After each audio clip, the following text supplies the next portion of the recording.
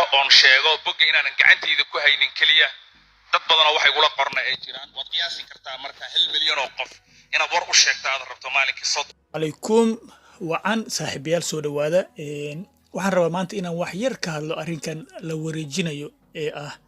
Cabdirasaaq Xaaji Catoosh iyo qaabka uu jawaabay gabadhan Soomaaliyeed ee shaqo raadiska ah marka hore mar raba inaan qof difaaco ama qof aan la jirsado waxaan rabaa fikradeeda xorta ah inaan ka hadlo marka aan leeyahay fikirkeyga xorta ah waxaan ula jeedaa Soomaalida intooda badan ma aha dad fikirkooda xorta ah ka hadlo taasna tusaale waxaan ku siinayaa marka ay doonayaan inay meel comment ka bixiyaan ama wax ay fikir ay ka dhiibtaan qofka marka hore wuxuu akhriyaa commentiga asaga ka horeeyo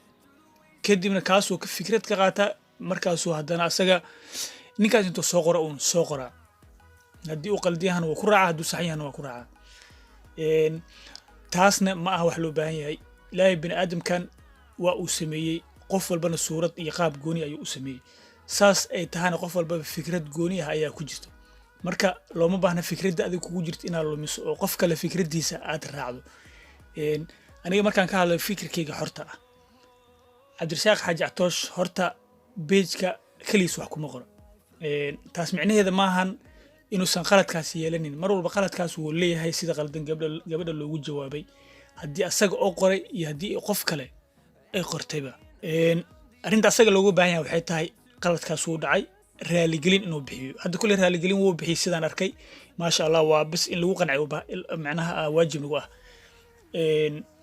maxaa kale qaladaadka badan oo marka kadib meesha ka dhacay maxay tahay qaladaadku waxay yihiin Soomaalida gaar ahaan wariyaal waaweyn oo Cabdirasaaq Catoosh ka hor shaqeynayay ilaa haddana shaqeeyo in ay qoraalkaas soo qaataan ay faafiyaan ay si xumaan ah ay ugu faafiyaan baraha bulshada waa wax aad looga xumaado wariyaasha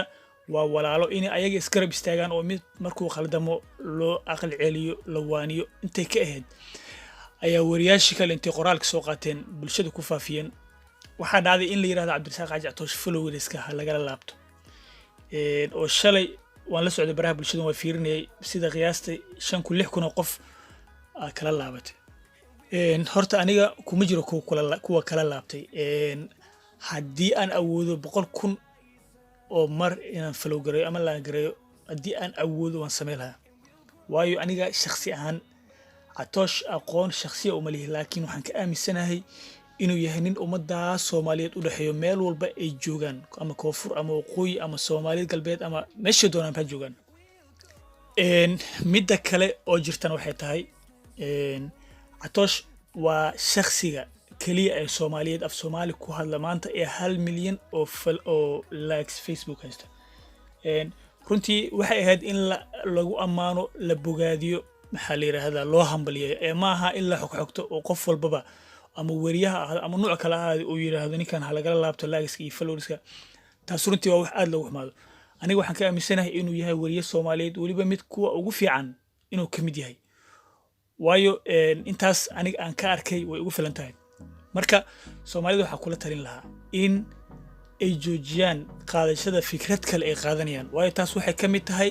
inaadan xorriyad haysan oo maskaxda laga gumeysanayo fikirkaaga mar walba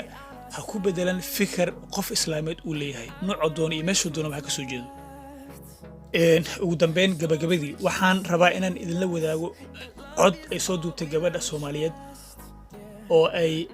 sheegayso Catoosh inay raali ka noqotay asagana shaqooyin oo u ballan qaaday raalina ay tahay marka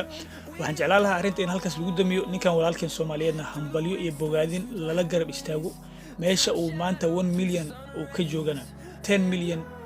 iyo 20 milyan inuu gaaro inaan garab ku siino